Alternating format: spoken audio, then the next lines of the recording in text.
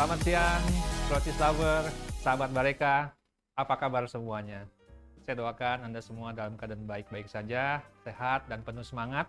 Terima kasih sudah bergabung di dalam acara yang ditunggu-tunggu, yaitu webinar sukses bersama Procis. Nah, saya Petrus Gandamana hari ini akan mengawal acara yang menurut saya temanya penting banget dan juga sangat dibutuhkan bagi banyak perusahaan, tidak terbatas di usaha food and beverage atau kuliner, tapi juga di berbagai bidang usaha yang lain yang memerlukan desain logo dan kemasan.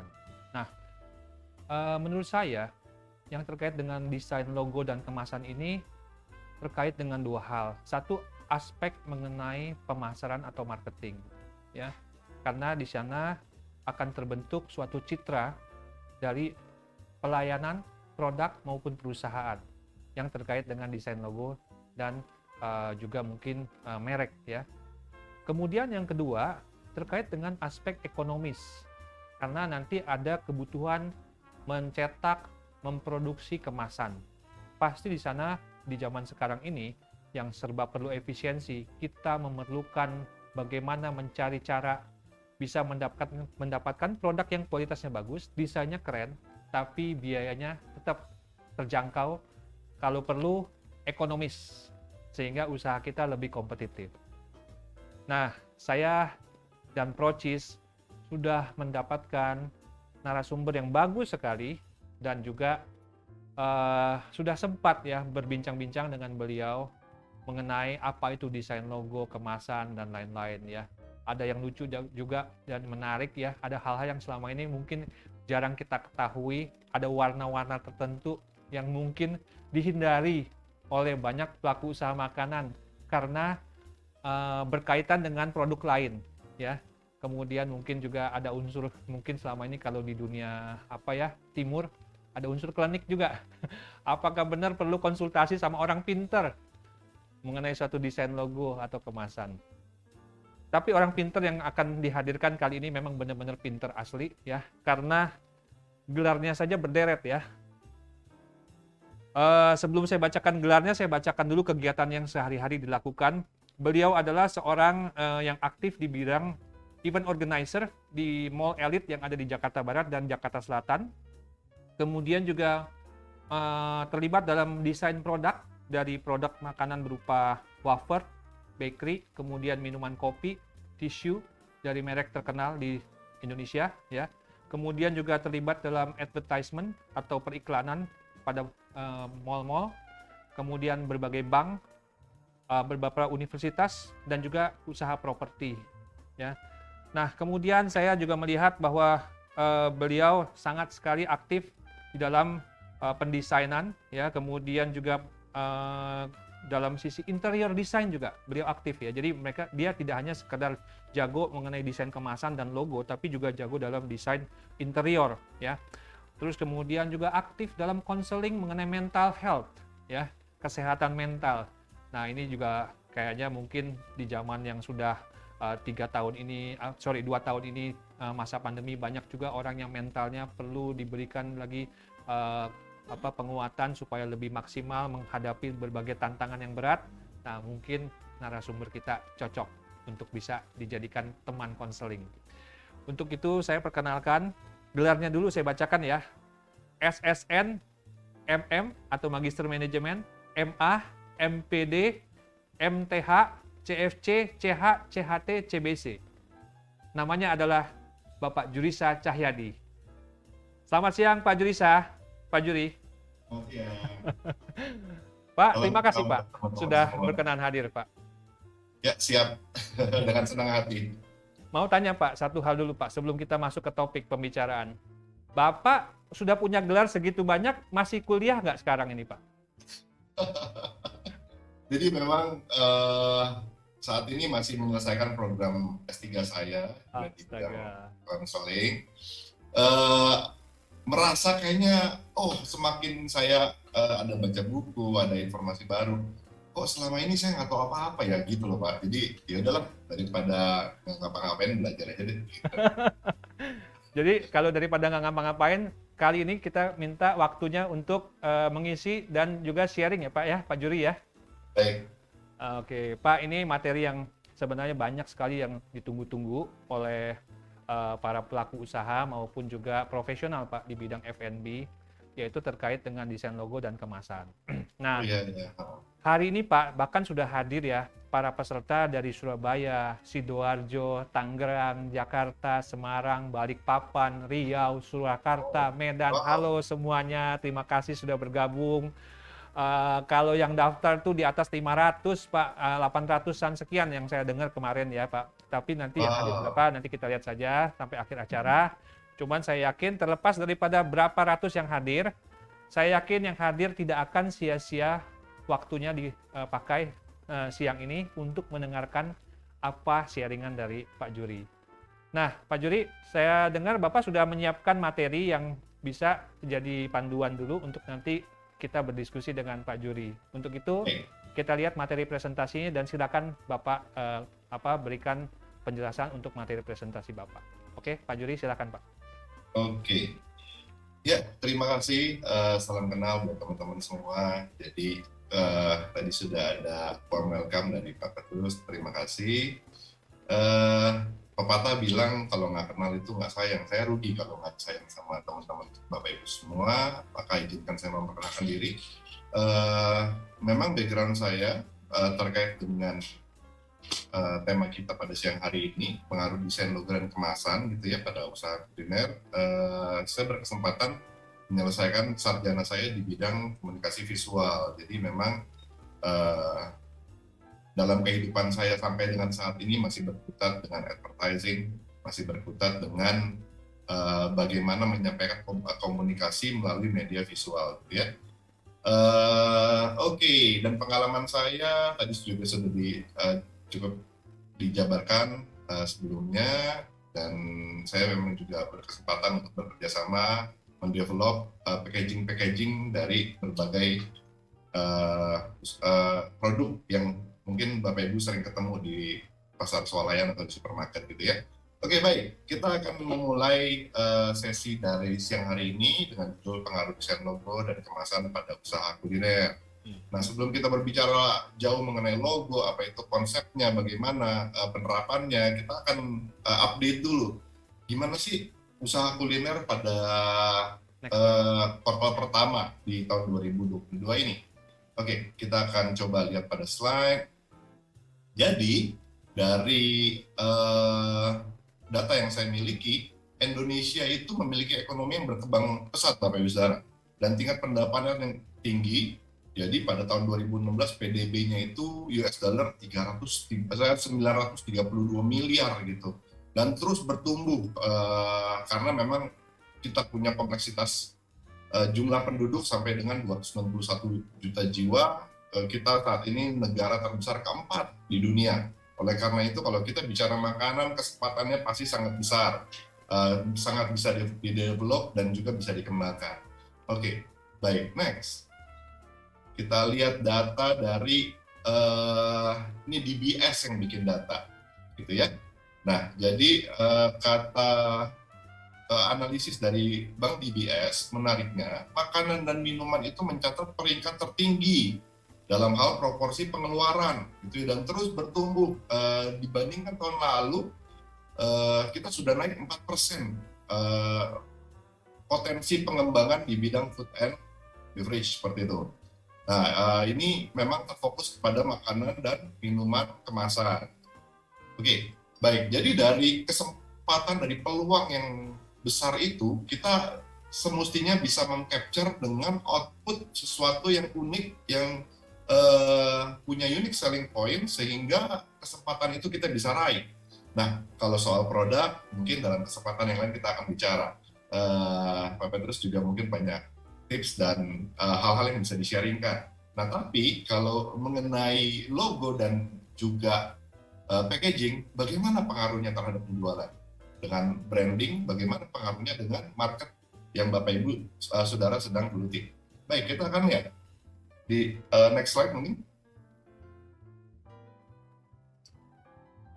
Oke, jadi kita bicara kalau misalkan penting nggak sih logo dan desain kemasan? Fungsi logo yang baik, sebenarnya apa sih fungsi logo di dalam bisnis kita? Logo itu memiliki fungsi untuk merepresentasikan sebuah entitas bisnis yang dimiliki oleh produk yang dihasilkannya. Jadi kalau Bapak Ibu Saudara sekalian memiliki bisnis, logo itu adalah secara visual yang mewakili kualitas dan rasa dari entitas yang Bapak Ibu Saudara punya, gitu ya. Dan dengan branding yang baik, maka produk ini yang diwakili oleh visualnya oleh sebuah logo akan mudah dikenal dan juga diingat. Kalau saya bicara mengenai misalkan, saya minum kopi rasanya enak banget di kopi yang mereknya lingkaran hijau. Saya nggak perlu mendeskripsikan lebih jauh, Bapak Ibu Saudara sudah tahu kopi yang saya maksudkan. Kopi yang cukup dengan kualitas cukup baik, yang mereknya cap lingkaran hijau, gitu kan ya. Dan itulah fungsi logo untuk sebagai pengingat dan perimai. Nah, yang ketiga adalah branding yang baik. Ini juga mempengaruhi secara psikologi dengan keputusan pelanggan untuk membeli. Contoh, ketika seorang pelanggan ingin membeli sebuah produk, yang satu adalah brand yang sebelumnya dia tidak kenal, yang satu adalah brand yang sudah dikenal luas dengan masyarakat, dengan harga yang relatif sama atau sedikit lebih mahal sedikit, biasanya brand yang telah terkenal dan terpercaya mempunyai kesempatan lebih besar untuk sampai kepada purchase, keputusan pembelian. Nah, saya harap dengan wawasan kita, dengan kemampuan kita untuk mendevelop kita punya brand perlahan gitu ya, memang butuh waktu dalam melakukannya, dan ketika brand kita sudah dikenal, ketika ada produk baru atau varian baru, maka konsumen ini sudah mulai mengingat, oh, yang produk lamanya saya pernah coba dan hasilnya kualitasnya cukup baik. Makanya dalam melakukan repurchase, saya juga memilih untuk brand yang sama ataupun varian yang baru dari brand yang sudah saya kenal sebelumnya. Oleh karena itu, itulah pentingnya sebuah logo, sebuah brand, sebuah image yang dibangun dari perusahaan yang tengah kita kembangkan. Baik, next slide. Ya, pentingkah logo dan desain kemasan? Tadi kita bicara mengenai logo. Lalu sekarang kita kaitkan dengan kemasan. Apa sih fungsi kemasan? Jadi saya ada mencatat di sini, ada 7 poin yang penting dalam sebuah kemasan. Nah, jadi kemasan itu mempunyai manfaat yang pertama adalah untuk proteksi, supaya produk yang kita miliki itu tidak rusak, gitu ya. Dan di era yang saat ini orang aware terhadap sesuatu yang higienis, maunya yang bersih, bebas kuman gitu ya. Kemasan ini memiliki fungsi untuk melindungi juga dari kuman, dari bakteri, dan bagi produk tertentu seperti obat-obatan harus juga terlindungi dari sinar UV. Nah, oleh karena itu inilah fungsi kemasan untuk memproteksi barang yang Bapak Ibu hasilkan supaya bisa terdeliver dengan baik ke pelanggan. Yang kedua adalah sebagai informasi. Jadi kemasan itu juga mengandung informasi. Informasinya banyak ya tentunya Bapak Ibu Saudara tentang apakah produk ini halal, lalu hanya ada produk-produk tertentu hanya bisa diminum, dikonsumsi oleh gender tertentu, misalkan suplemen untuk datang bulan ya umumnya hanya untuk wanita seperti itu. Terus mengenai tanggal kadaluarsa, komposisi, kandungan nutrisi, dan juga cara penggunaan produk, itu semua bisa kita tampilkan dan kita bisa jelaskan secara informatif di kemasan yang kita punya dari produk kita. Nah, terus manfaat berikutnya yang ketiga adalah mengenai ergonomi. Tentunya produk yang kita punya itu juga harus dipikirkan ergonominya, baik dalam hal delivery, pengantaran, maupun juga ketika produk tersebut digunakan.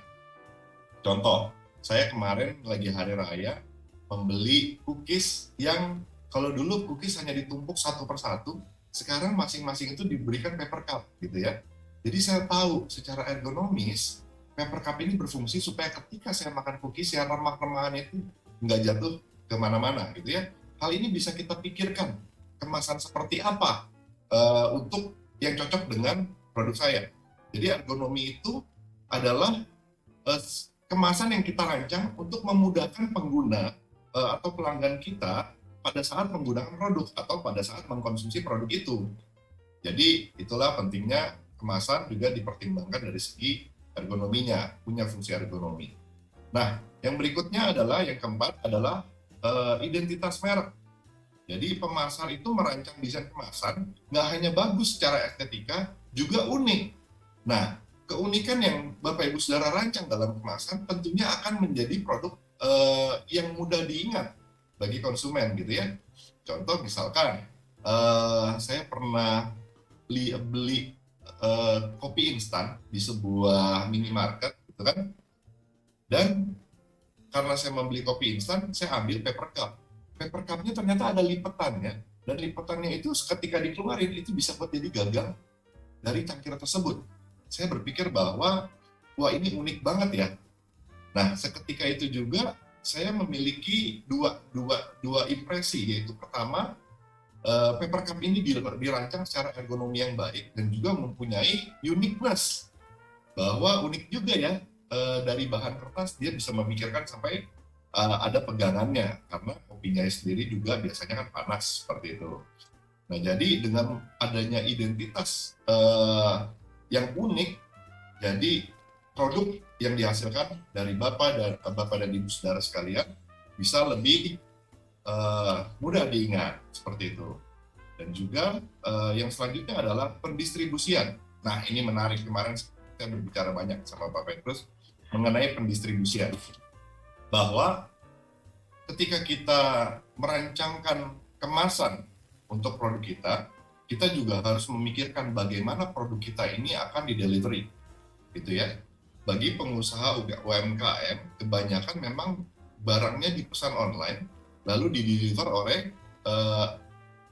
aplikasi-aplikasi yang memang menjual jasa delivery, jasa pengantaran. Nah, ketika proses transaksinya atau proses delivery-nya hanya semudah itu, maka kita perlu pikirkan packaging-nya seperti apa supaya ketika di delivery itu tidak rusak, gitu ya. Itu kalau sesimpel delivery langsung ke konsumen. Tapi bagaimana kalau delivery-nya itu melalui toko? Bagaimana delivery-nya melalui agen-agen, distributor? Nah, kita akan sampai di sana nanti. Oleh karena itu, simak terus nanti penjelasan dari satu persatu dari sesi ini.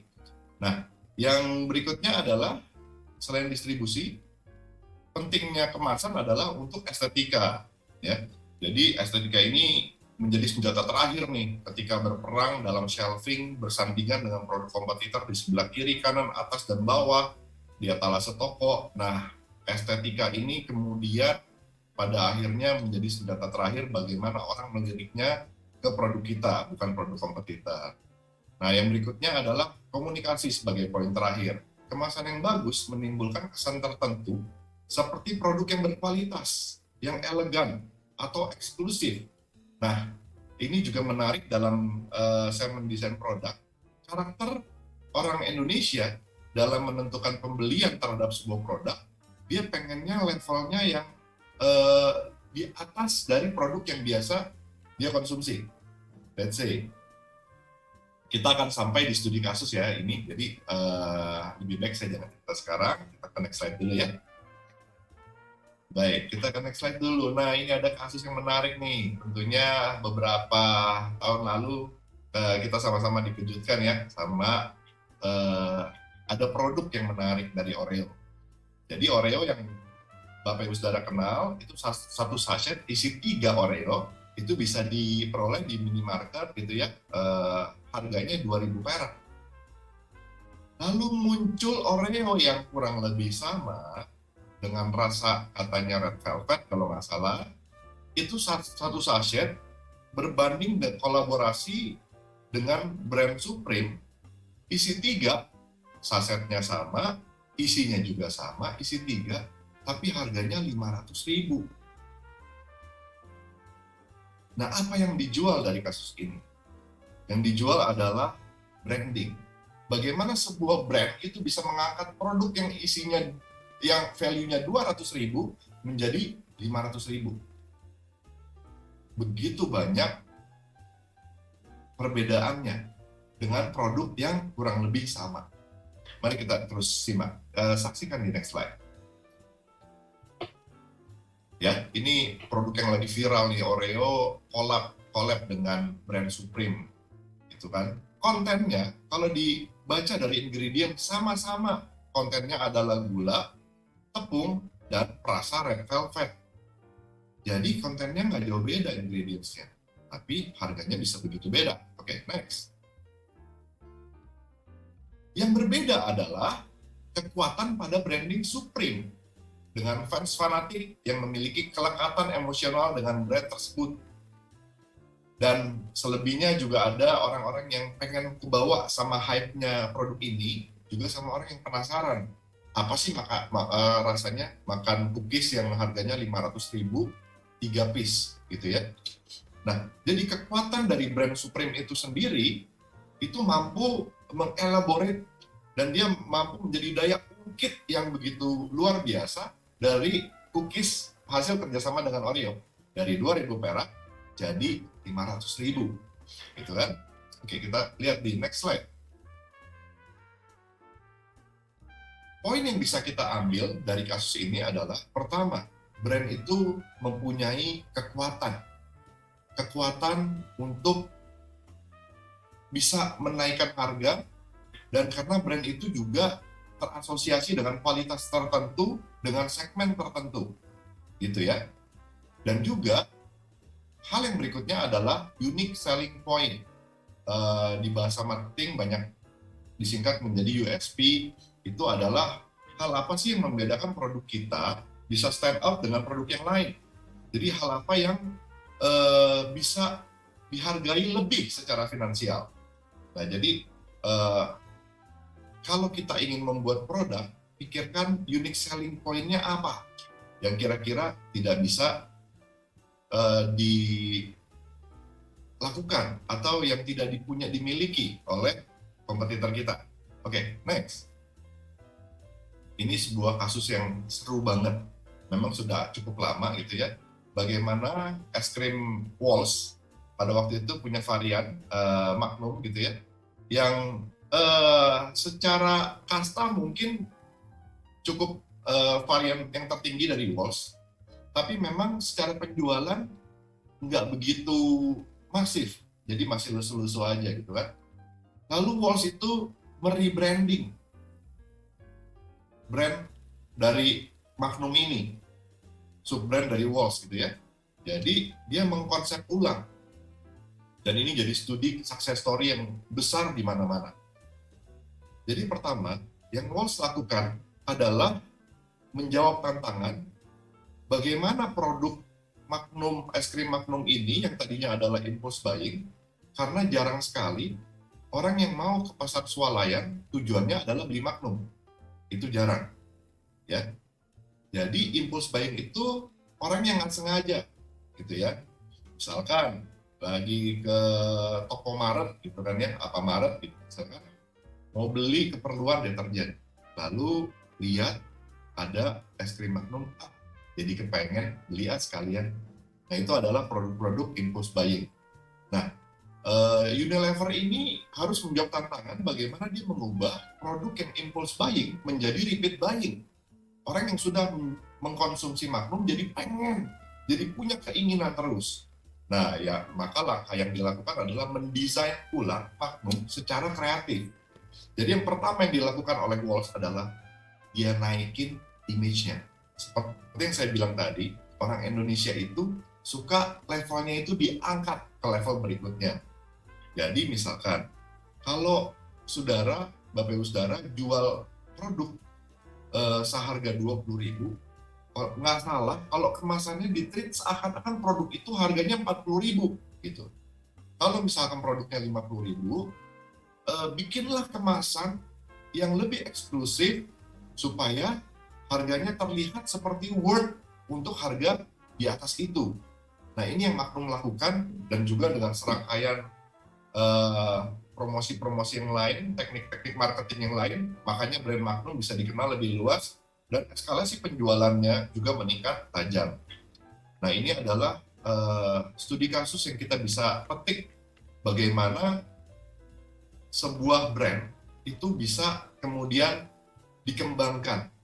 Sebuah brand, sebuah logo, sebuah packaging bisa dirubah, dan itu juga membawa perubahan ke penjualan. Oke, kita akan bahas spesifik mengenai logo. Jadi, bagi Bapak Ibu Saudara yang belum memiliki logo dari usaha atau produk yang dihasilkannya, maka hal-hal ini patut dipertimbangkan. Bagaimana mendesain sebuah logo. Oke, logo yang baik itu punya beberapa golden rules. Golden rules yang pertama, ada 3 poin penting yang harus Bapak Ibu Saudara ingat dalam mendesain sebuah logo. Jadi, poin penting yang pertama adalah keep it simple. Ini penting luar biasa. Jadi, sebuah logo itu harus dibuat sesimpel mungkin. Itu adalah poin penting pertama. Poin penting kedua adalah keep it simple. Dan poin penting ketiga adalah keep it simple. Oleh karena itu, logo harus didesain sesimpel mungkin sehingga sangat mudah dikenali. Kita menikmati banget bagi orang-orang yang ada di usia saya, bagaimana Pertamina pada waktu itu merubah logonya. Dari logo yang kompleks, ada kuda lautnya, menjadi logo hanya 3 piece membentuk huruf P. Dan dari jauh kita tahu itu Pertamina. Kita menyaksikan di layar yang saat ini Bapak Ibu Saudara bisa lihat, ada perubahan logo dari Apple Corporation. Nah, perusahaan yang menghasilkan iPhone, iPad, dan MacBook Bapak Ibu Saudara, itu pertama dimunculkan tahun 1976, itu merupakan logo dengan visual yang begitu kompleks, bagaimana dugaan saya adalah Nabi Adam duduk di bawah pohon yang buahnya terlarang yang dia petik dan dia makan, dan itu buah apel gitu ya, diperkirakan di visualisasi itu. Nah, lalu Apple tahu bahwa kalau logonya sekompleks ini, maka dia akan memiliki kesulitan untuk diingat sama pelanggannya. Oleh karena itu, ketika dia melakukan terobosan demi terobosan, dia mulai rubah logonya. 1 tahun kemudian, Apple merubah logonya menjadi bentuk apple tergigit dengan warna pelangi-pelangi. Nah, lalu apa yang terjadi berikutnya? Apple kembali merubah logonya, itu menjadi Apple dengan bentuk hanya hitam, dan berkembang terus sampai saat ini. Logo Apple yang kita kenal, logo Apple yang tidak berubah, hanya warnanya aja berubah.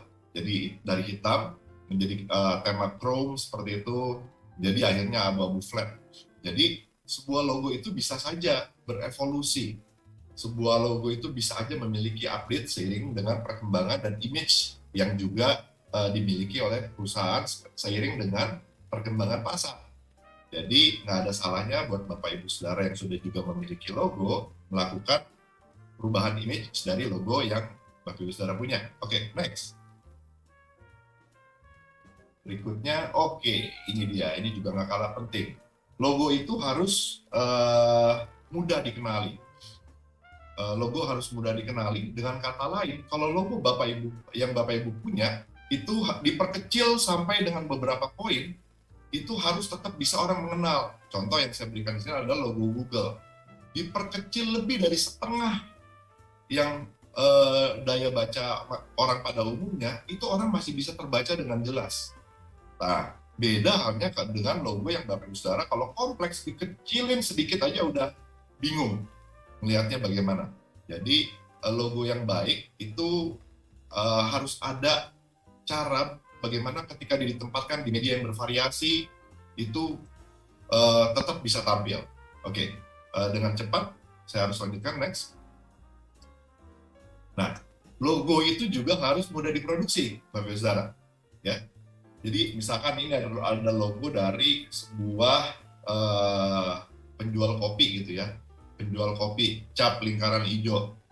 Nah, logonya itu sangat bisa diadaptasi bahkan sampai ke media hitam putih. Jadi dengan kata lain, untuk keperluan misalkan tisu gitu kan ya, logonya tetap bisa diproduksi.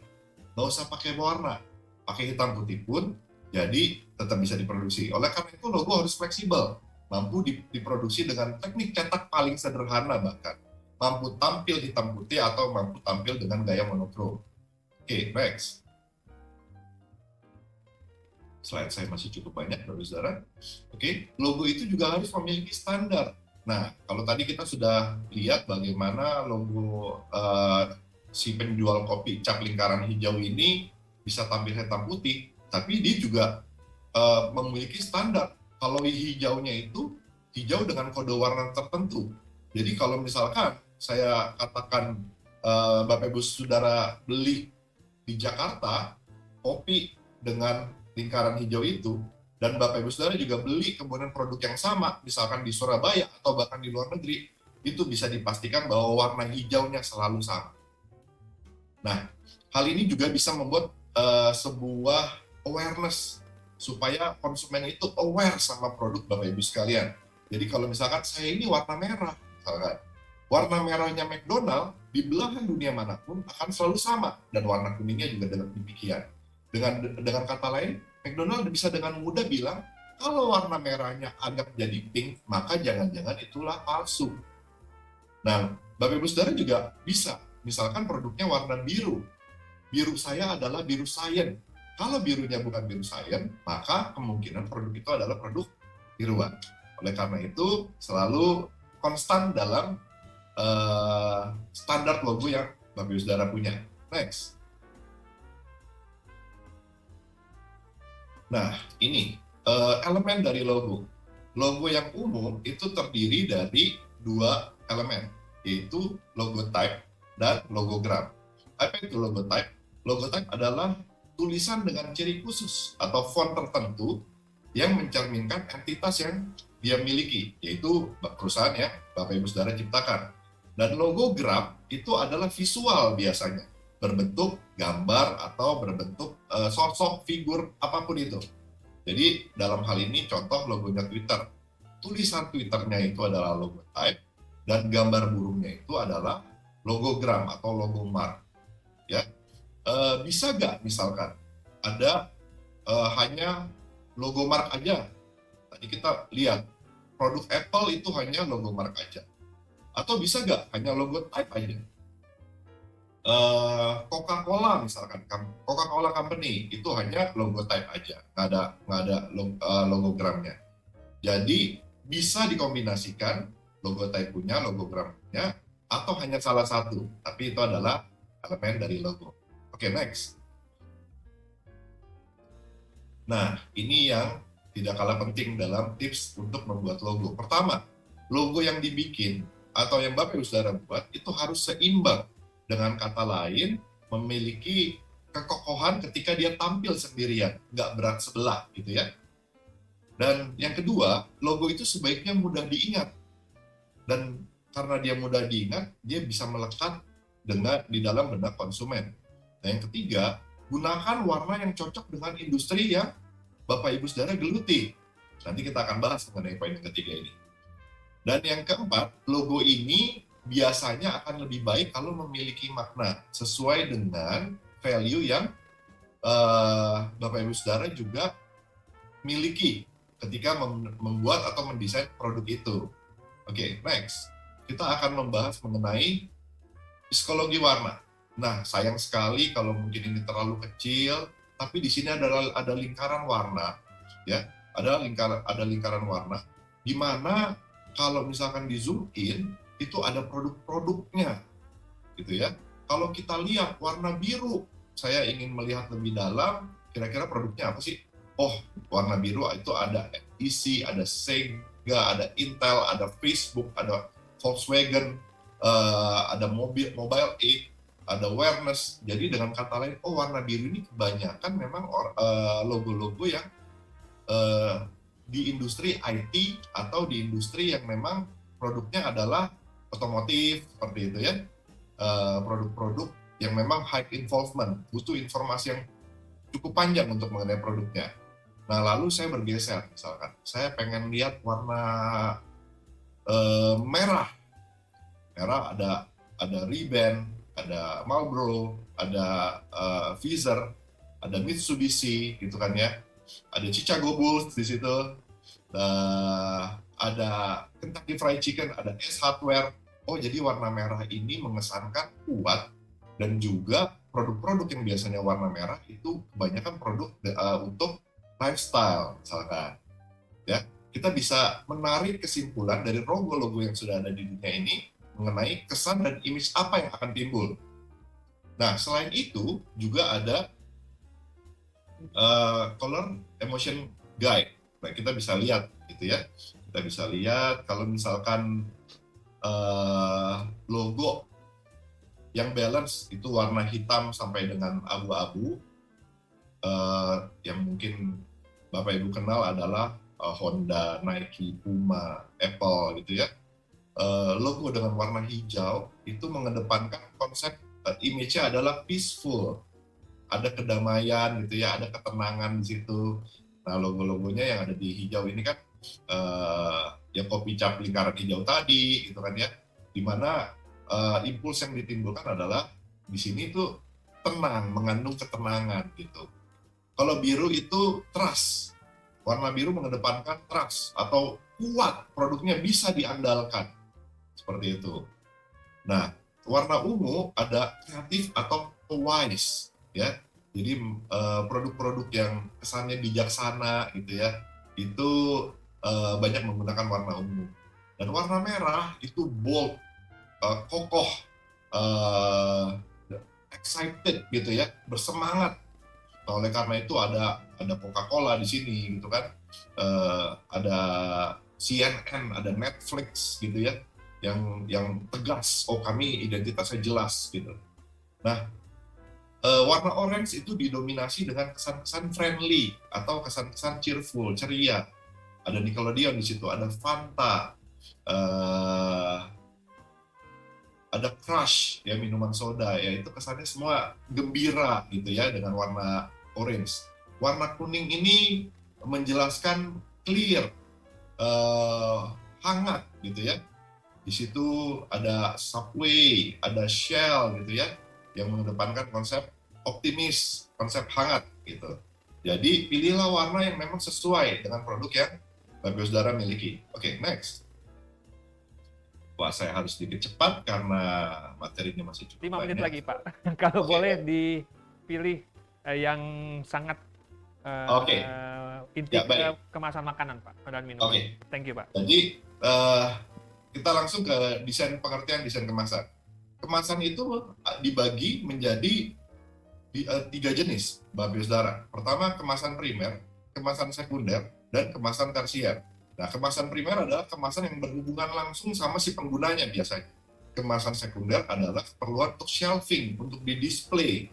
Dan kemasan tersier adalah kepentingan untuk di-delivery. Oleh karena itu, Bapak Ibu harus bijaksana memilih dan mendesain secara spesifik kemasan seperti apa yang produk Bapak Ibu butuhkan. Oke, next. Desain-desain kemasan, ini bahan yang umum Bapak Ibu Saudara ya. Ada bahan gelas atau terbuat dari kaca, bahan plastik, dan juga bahan kertas. Nah, ketiga bahan ini bisa dipilih sesuai dengan produk yang Bapak Ibu Saudara miliki. Produk yang range-nya lebih eksklusif, harga jualnya bisa lebih mahal, bisa menggunakan bahan dari kaca untuk maksud eksklusivitas. Kue-kue, cookies-cookies yang mahal bisa dimasukkan ke dalam toples-toples kaca gitu ya. Selebihnya pilihannya plastik atau juga kertas. Next. Nah, ini adalah teknik produksinya. Teknik yang umum ada 3, Bapak Saudara. Yang pertama adalah sablon atau screen printing. Kelebihannya adalah bisa kualitas kecil, bisa di segala media, tapi biasanya sablon ini lebih ke arah monokromik. Kalau mau berwarna pun harus beberapa kali proses. Dan pengerjaannya manual, oleh karena itu harus ada toleransi jika sedikit miring mungkin gitu ya, atau tekanannya tidak rata, ketebalan tinta tidak rata gitu ya. Yang kedua adalah digital printing, ini sangat umum digunakan dan sangat saya rekomendasikan untuk UMKM karena bisa untuk kuantitas kecil dan juga banyak bisa diaplikasikan untuk banyak media, kualitasnya baik dan juga dikerjakan secara mesin. Oleh karena itu bisa waktunya lebih cepat dan juga bisa efisien. Tapi untuk kuantitas yang besar, kuantitas sangat banyak, digital printing ini outputnya harganya akan lebih mahal daripada metode yang ketiga, yaitu offset printing, yang juga kualitasnya cukup baik, tapi akan lebih murah kalau kuantitasnya ratusan ribu, gitu, offset printing ini, atau puluhan ribu minimal. Next. Oke, jadi sarannya untuk UMKM ini gimana nih Pak? Kalau pertanyaan itu adalah pertanyaan Bapak Bicara, maka saran saya adalah nomor 1, next. Pertama, kita bisa gunakan produk umum yang tersedia di pasaran. Saat ini sudah begitu banyak, mau botol, mau gelas, mau dispenser, mau jerrycan, mau pouch, mau kotak gitu ya. Itu semua sudah ada yang ada di pasaran. Kita bisa gunakan itu untuk kuantitas kecil. Jadi pengertian kuantitas kecil adalah di bawah 1000 menurut saya, Pak Bizara. Next. Nah, dengan kuantitas kecil, maka teknik yang bisa kita lakukan adalah kita memanfaatkan teknik labeling, gitu ya. Pertama, yang harus diperhatikan, kita harus sangat memperhatikan packaging yang transparan, cocok atau enggak dengan produk Bapak Ibu Saudara. Karena packaging yang transparan itu bisa mengekspos produk-produk yang mudah hancur. Contoh, keripik-keripik yang cenderung rapuh gitu ya. Kalau misalkan sudah hancur dan banyak remah-remahnya dan produk packaging kita transparan, maka itu kalau pelanggan lihat, udah rusak nih produknya, gitu ya, akan lebih ragu untuk membeli produk itu. Jadi produk yang memang mudah hancur, saya sarankan untuk mendapatkan packaging yang lebih tertutup, seperti di kotak nomor 2 ini. Produknya bisa Bapak Ibu Saudara foto dan tampilkan di label di depan. Jadi orang bisa mengenal, oh di dalam ini isinya seperti apa. Tapi nggak secara langsung melihat, karena kalau sudah hancur, keinginan untuk membeli jadi sedikit turun gitu ya. Atau teknik ketiga adalah membuat window, membuat jendela yang biasanya di tengah. Kalau hancuran itu kan turunnya ke bawah, Bapak Ibu Saudara ya. Jadi kalau window-nya ada di bagian tengah seperti di kotak nomor 3, itu biasanya produknya terlihat tapi nggak terlihat hancur seperti itu. Nah, oke, kita lanjut. Next. Saya dengan cepat saran. Pertama, kalau tujuannya pemasaran di traditional market, biasanya Bapak Ibu Saudara bisa lihat bahwa produk itu kebanyakan ditumpuk. Maka desain yang harus dioptimalisasi adalah ketebalan. Di ketebalan itu harus ada desain yang menarik, karena biasanya produknya di-display dengan cara ditumpuk. Next, bagaimana dengan market yang modern? Modern itu biasanya digantung dengan proper. Oleh karena itu, kalau memang pola pemasaran Bapak Ibu Saudara sekalian digantung di modern market, bisa memaksimalkan front face atau tampilan muka. Oke, next. Nah, saran saya adalah pemilihan dengan pembuatan label. Ada 4 jenis bahan yang secara umum bisa Bapak Ibu Saudara gunakan. Yaitu pertama adalah vinil putih, ya, itu stiker bentuknya. 4 ini adalah stiker, di mana vinil putih itu bisa di-print dan di-cutting, sehingga dengan produk yang memang tadi botol sudah Bapak Ibu Saudara beli di pasaran, tinggal ditempel gitu ya. Dan juga untuk produk-produk transparan bisa menggunakan vinil transparan, bisa menggunakan kromo. Kromo ini dan HVS adalah bahan kertas, jadi bisa ditir, bisa disobek gitu ya. Bisa berfungsi sebagai segel, ini juga. Kromo itu dengan bahan kertas tapi coated, jadi efeknya sedikit mengkilap. Kalau HVS itu uncoated, jadi lebih bertekstur kertasnya seperti itu. Oke, next. Dan hal-hal yang harus diperhatikan secara umum dalam mengkonsepkan sebuah packaging. Pertama, konsep produknya, jenis kategori produk yang Bapak Ibu Saudara miliki itu harus dipikirkan dengan baik. Ukuran, bagaimana kemudian satu produk ini ketika ingin di-delivery, bagaimana kalau pemasaran satu lusin, bagaimana dengan satu box isi berapa, itu sudah harus kita pikirkan karena ada nilai ekonomis di situ. Nah, yang berikutnya adalah kompetitor. Ada salahnya kita melihat produk kompetitor. Jika memang tampilan visual kita belum sebaik tampilan visual dari produk kompetitor, maka nggak ada salahnya kita mulai mengupgrade dari produk yang kita miliki. Yang kelima adalah USP, Unique Selling Point. Tadi saya sudah cerita di awal bahwa kita harus punya uniqueness. Dan juga kita harus memperhatikan konsumen kita. Siapa konsumen yang kita tuju? Bagaimana cara mendekati konsumen yang kita tuju? Dengan konsep desain yang akrab dengan konsumen kita. Gitu ya. Nah, setelah itu kita juga harus memikirkan bahan kemasan. Kalau memang produk kita cenderung berminyak, ya pilihlah kemasan plastik. Gitu ya.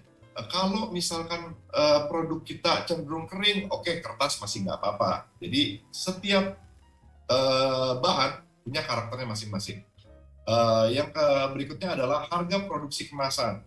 Ini juga mempengaruhi harga jual yang nanti Bapak Ibu akan tetapkan. Oleh karena itu, pilihlah kemasan yang sesuai dengan pangsa pasar yang Bapak Ibu saudara miliki. Dan juga kekuatan kemasan tentunya ya. Produk yang cenderung berat, ya jangan pakai kertas. Karena takutnya di perjalanan kertasnya robek, produknya hancur. Seperti itu. Dan sekian presentasi dari saya. Semoga bisa membantu dalam mewujudkan penjualan yang maksimal dari produk yang Bapak Ibu saudara miliki. Mungkin kita masih ada sedikit waktu untuk tanya jawab, mungkin? Iya, terima kasih Pak Juri. Terima kasih. Pak, luar biasa Pak, itu penjelasannya sangat mendetail. Saya pikir sebenarnya acara kita waktunya kurang nih kalau mau dapatkan ilmu yang lengkap, tapi namun demikian materinya bagus banget Pak Juri. Dan saya rasa paling tidak sudah bisa memberikan informasi penting di awal bagi audiens kita mengenai bagaimana mendesain logo dan kemasan. Pak, ini pertanyaan sudah banyak yang masuk ya Pak Juri, nanti akan saya bacakan. Ada beberapa pertanyaan yang maaf saya tidak bisa bacakan karena sudah dijelaskan oleh Pak Juri tadi, jadi saya skip dulu pertanyaan tersebut karena waktu kita tidak cukup untuk menampung semua pertanyaan yang masuk. Tapi yang sudah dijelaskan oleh Pak Juri, saya tidak akan ulang lagi pertanyaannya. Nah, sebelum saya sampai ke pertanyaan itu, Pak, saya mau tanya Pak. Pak Juri ada info, ada warna hijau dan merah yang katanya dihindari oleh usaha makanan dan minuman di negeri kita. Kenapa itu Pak? Boleh sharing nggak Pak? Oke, pada produk yang memang dikonsumsi gitu ya, liquid terutama, itu kalau bentuknya tube gitu dan atasnya merah bawahnya hijau, itu sudah sangat kuat asumsi yang dibangun adalah produk untuk Obat nyamuk. Obat nyamuk. Ya, jadi memang pernah ada sebuah produk susu beken, dia jual varian susu kedelai gitu ya, yang memang didesain hijaunya hijau mirip banget sama obat nyamuk tersebut gitu ya. Oleh karena itu ya sudah bisa kita ramalkan apa yang terjadi selanjutnya, nggak laku produknya karena image-nya udah image obat nyamuk spray gitu ya. Jadi memang kombinasi warna merah dan hijau itu sudah sangat melekat di benak konsumen terhadap image obat nyamuk tersebut. Jadi kalau dipajang di rak makanan itu akan dilewatin ya Pak ya, karena dianggap tuh obat nyamuk ya Pak, bukan makanan. Saya misalkan nih Pak Petrus yang berandai-andai nih, yeah. Misalkan ada keripik kentang gitu yang model tube gitu ya. Coba itu diwarnain hijau, atasnya satu bar merah. Kita nggak akan mengira itu keripik kentang. Oke, baik Pak. Pak Juri tadi ada menyampaikan mengenai bagaimana saran untuk desain kemasan di pasar yang modern dan tradisional ya Pak ya. Nah sekarang ini kan banyak sekali usaha online Pak. Kalau yang di pasarnya online bagaimana Pak? Pasar online? Nah jadi pasar online ini mempunyai kriteria sendiri juga nih Pak. Jadi menariknya adalah pasar online itu sangat mengedepankan tampilan visual ketika difoto. Oleh karena itu biasanya kalau untuk pasar online market yang penting bisa di-deliver produknya tidak rusak, itu yang paling penting. Nah, kegunaan estetik yang kita miliki itu yang harus sangat ditonjolkan. Jadi biasanya memang jualan di market kan kelihatannya hanya di layar produknya. Yang penting produknya estetik dulu, lebih daripada kemasan yang harus estetik, gitu ya. Jadi lebih ke arah mendekati calon konsumen kita. Kalau memang produknya eksklusif, pakailah bahan-bahan yang juga packaging juga yang juga memiliki looks eksklusif gitu Pak. Oke, terima kasih Pak untuk tipsnya. Baik Pak Juri, saya akan mulai bacakan pertanyaan-pertanyaan yang sudah masuk dari para peserta. Yang pertama ada Ibu Siti Aminah dari Kediri. Terima kasih Ibu Siti Aminah atas pertanyaannya. Ada pertanyaannya begini Pak. Tapi ada satu pertanyaan yang saya perlu jawab dulu, mungkin tidak perlu dijawab oleh Pak Juri, karena terkait apakah desain label kemasan kita harus didaftarkan di HAKI? Iya, didaftarkan di HAKI karena itu adalah digolongkan pendaftaran merek. Ya, jadi Anda harus daftarkan, kalau enggak nanti bisa aja merek itu sudah didaftarkan sama orang lain terlebih dahulu, atau Anda sudah repot-repot, capek-capek ngedesain, kemudian mempromosikan merek tersebut, tapi karena tidak didaftarkan, orang lain yang memakai merek itu dengan mendaftarkan melalui dia. Ya. Jadi secara hukum Anda sebaiknya lakukan pendaftaran dari desain kemasan atau label kemasan. Label ya atau logo tadi. karena logo Ya. itu tergolong merek ya. Oke, nah pertanyaan dari Bu Siti Aminah sebagai berikut Pak. Apa saja yang harus dan tidak boleh dicantumkan dalam label kemasan? Mungkin Pak Juri bisa sharing Pak. Yang tidak boleh. Dan boleh. Apa yang harus dan Apa yang boleh ya? Ya. Jadi tadi saya ada mention bahwa di kemasan itu kita bisa kasih bagaimana cara penggunaan produk. Yang wajib kalau misalkan kita ingin bergerak skalanya nasional itu adalah kode produksi. Hal ini berguna untuk kalau misalkan ada satu komplain dari satu batch, maka kita tahu batch mana yang harus kita tarik, batch mana yang harus kita kontrol. Ya, jadi ada fungsi pengawasan di situ. Lalu juga kadaluarsa yang biasanya harus tertera jelas.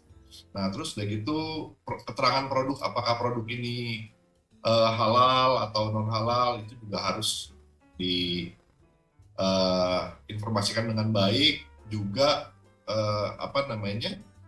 biasanya sertifikasi dari lembaga-lembaga tertentu gitu ya, apakah SNI, apakah ISO, itu juga penting untuk ditampilkan di kemasan produk kita. Mungkin seputar itu Pak. Oke, komposisi bahan ya Pak ya, Yes, expired. Oke, berikutnya dari Ibu Galuh atau Pak Galuh nih dari Jember ya, mohon maaf kalau saya salah.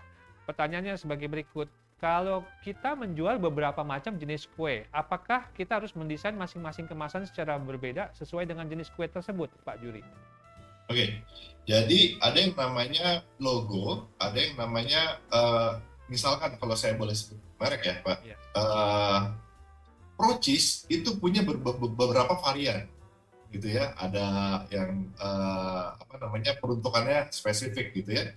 Nah jadi logo Procis sendiri itu mewakili entitas dari perusahaan, sedangkan masing-masing varian juga perlu didesainkan sendiri-sendiri lagi. Jadi si konsumen ini nggak bingung ketika memilih produknya. Kalau misalkan saya sukanya Procis hanya untuk dimakan pakai roti, saya tahu mana yang harus saya beli, seperti itu Pak. Jadi memang harus ada packaging yang spesifik untuk tiap-tiap varian produk kita. Oke, baik, terima kasih sudah terjawab. Kemudian, apa kita hanya perlu mendesain satu jenis saja, tapi menyediakan ukuran yang berbeda supaya mudah diingat? Sudah dijawab sama Pak Juri, bahwa kalau memang kategori produknya berbeda, jenis produk yang berbeda, sebaiknya punya desain kemasan sendiri ya Pak Juri ya? Yes, betul. Oke. Berikutnya, Ibu Rukiah dari Samarinda mau bertanya, apakah kita harus merubah logo mengikuti apa yang sedang ramai sekarang, supaya menarik? Bagaimana Pak Juri? Oke. Ini juga menarik karena seperti yang tadi saya jelaskan, nggak jarang dan bahkan suatu mandatory bagi perusahaan-perusahaan yang memang saat ini produknya sudah banyak kita kenal, itu harus melakukan update logo, gitu ya. Jadi tandanya produk ini tetap relevan adalah produk ini diupdate, gitu ya. Makanya kita nggak heran kalau melihat shampoo kini dengan kemasan baru, kini dengan formula baru. Jadi itu kita jadi semakin yakin bahwa dia maju ke arah perbaikan-perbaikan tertentu. Oleh karena itu sangat saya sarankan untuk logo kita ini juga kita update, tapi jangan terlalu jauh. Yang tadinya logonya bulat jadi kotak ya, itu kadang-kadang butuh beberapa transisi menuju sana. Yang biasanya tadinya flat mungkin jadi lebih punya dimensi, lebih 3D logonya, atau lebih berwarna logonya. Lebih ada tadinya warnanya cuma merah, rata jadi merah, punya gradasi seperti itu. Itu sangat saya sarankan sih Pak. Oke, berarti juga memberikan suatu pesan kepada pasar atau konsumen kita bahwa ada satu perubahan yang terus kita lakukan untuk lebih baik dan lebih baik lagi ya Pak Juri ya. Ya, betul sekali Pak. Karena itu tadi logo merupakan salah satu materi atau media komunikasi juga kan kepada pasar kita ya, Pak Juri tadi sudah sampaikan. Yes. Oke. Nah, Pak tadi terkait mengenai tren ya Pak ya. Pak Juri bisa jelaskan nggak Pak, tren apa Pak yang sekarang ini sedang terjadi di dalam dunia desain kemasan ataupun logo Pak, yang mungkin Pak Juri amatin Pak, terutama di dalam bidang F&B Pak. Kalau tren sendiri, saya melihatnya itu pertama orang lebih ke arah naturalis sekarang nih Pak. Jadi banyak banget produk-produk yang memang punya nilai jual cukup mahal gitu ya. Dia mengemas produknya dengan bahan-bahan yang natural gitu, yang ramah lingkungan. Itu eh, merek nggak perlu gede-gede, cukup merek kecil dan tulisan label simple gitu ya, dengan kantong warna coklat. Nah itu mulai banyak diminati dan banyak juga produk-produk yang mengkonsepkan dirinya seperti itu. Terus udah gitu eh, trennya juga karena era COVID ini banyak banget orang mengesankan bahwa produknya ini steril gitu ya. Produknya dia hygiene. Jadi kadang-kadang dikasih apa namanya dikasih sebuah identitas khusus bahwa wah produk kemasan kami ini higienis banget gitu ya, atau ditambahkan cable tees gitu kan buat pengusaha UMKM yang supaya meyakinkan ketika diterima bahwa ini nggak dibuka-buka di tengah jalan seperti itu. Jadi impresi-impresi protective packaging, higienitas itu saat ini lagi banyak diminati. Nah kalau dari segi visual tadi saya bicara mengenai clean gitu ya. Dan yang kedua, untuk kalau misalkan pasarnya adalah anak muda, entah kenapa banyak berganti seperti yang ada di layar belakang saya nih ya, sebuah impresi dari pop culture. Nah itu jadi banyak lagi hari-hari ini, gitu. Dimana banyak kafe udah mulai memakai identitas pop culture seperti itu. Jadi warna-warna yang berani, warna-warna stabilo gitu. Itu saat ini muncul lagi tuh, Pak. Saya teringat Pak, beberapa waktu yang lalu sebuah jaringan restoran terkenal yang menjual makanan siap saji burger itu membuat atau meluncurkan produk makanan dengan kemasan memakai boys band dari Korea, dan itu sampai diserbu luar biasa, bahkan beberapa gerai harus tutup Pak karena tidak boleh melanggar prokes Pak. Itu apa yang menurut pendapat Pak Juri menggandeng apa ya suatu brand terkenal, apakah itu grup musik atau apa, dengan usaha kita Pak? Itu dampaknya bagaimana Pak? Secara jangka pendek maupun jangka panjang. Oke, jadi secara jangka pendek kalau sesuatu yang lagi hype biasanya memang dia punya masanya gitu Pak Petrus ya. Jadi boyband itu banyak sekali masa fanatik, nggak hanya isi atau konten dari produk makanan siap saji itu, bahkan packaging bekasnya itu bisa saya ketemukan di toko-toko online gitu ya. Packaging bekas nggak ada nuggetnya lagi, itu packaging bekasnya dijual gitu ya. Saya lagi berpikir, oh wow, ini fanatismenya itu benar-benar luar biasa. Oleh karena itu, ya itulah balik ke entitas sebuah brand. Apapun brandnya, apapun produknya, bisa aja sebuah boyband, tapi brandnya mewakili dari pendukungnya, fanatismenya. Nah, oleh karena itu, kalau kita bicara strategi marketing, sangat baik kalau misalkan produk kita itu bisa berkolaborasi gitu ya, dengan beberapa artis mungkin, dengan di-endorse oleh masyarakat yang, tokoh yang masyarakat kenal luas, itu sangat baik. Nah, tapi efek jangka panjangnya apalagi kalau misalkan orang yang terasosiasi dengan produk kita itu lagi ketiban masalah. Misalkan pada waktu itu produk alat rumah tangga dengan terasosiasi dengan brand ambassador yang sangat terkenal, lalu muncullah video skandal misalkan, dan kemudian brandnya bisa mengalami kerugian. Jadi sangat berhati-hati untuk memilih ketika Anda mau berkolaborasi atau ada brand ambassador, pilih yang rekam jejaknya juga baik. Seperti itu. Ya. Oke, Pak Juri, terima kasih banyak Pak. Bagi para audiens yang tadi ada bertanya terkait dengan hak cipta ataupun merek, mungkin bisa mereferensi pada materi webinar yang ada di YouTube Bareka yang edisi bulan Januari lalu. Kebetulan kami mengundang narasumber, konsultan dan sekaligus juga ahli hukum yang terkait dengan hak cipta dan merek ya. Hak kekayaan intelektual ya pada umumnya. Jadi silakan lihat itu webinarnya ya. Ada di YouTube Bareka, pelajari di sana apakah hal yang Anda lakukan umpama meniru-niru atau memirip-miripkan apakah pelafalan merek ataukah desain logo atau apa dengan merek yang sudah terkenal dan sudah terdaftar. apakah itu tergolong melakukan pelanggaran atau tidak. Nah, silakan mempelajari itu. Tapi bagi saya dan juga tadi Pak Juri sudah sampaikan bahwa logo dan desain itu kemasan itu akan menjadi identitas kita yang akan kita terus bawa sampai di kemudian hari ketika usaha kita semakin bertumbuh dan berkembang, maka kita pastikan identitas kita adalah identitas yang murni, yang memang membuat kita menjadi berbeda dengan kompetitor kita, sehingga market memahami kita bahwa kita ini memiliki keunikan yang luar biasa yang mereka sukai ya.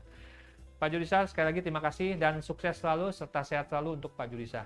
Terima kasih banyak. Saya berdoa buat sukses dan sehat selalu juga untuk teman-teman di sana dan juga seluruh yang menyimak program kita ini ya Pak. Baik ya, terima kasih Pak Jurisa. Oke, Baik. sampai ketemu lagi Pak Jurisa.